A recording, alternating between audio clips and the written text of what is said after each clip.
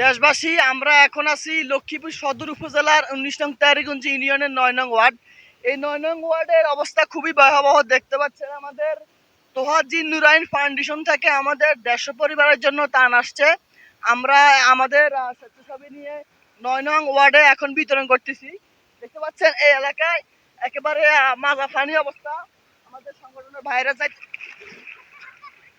কি রে ও,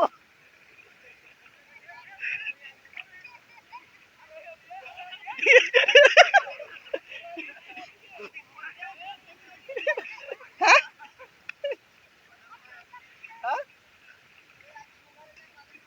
বিয়ে জ্বালানি।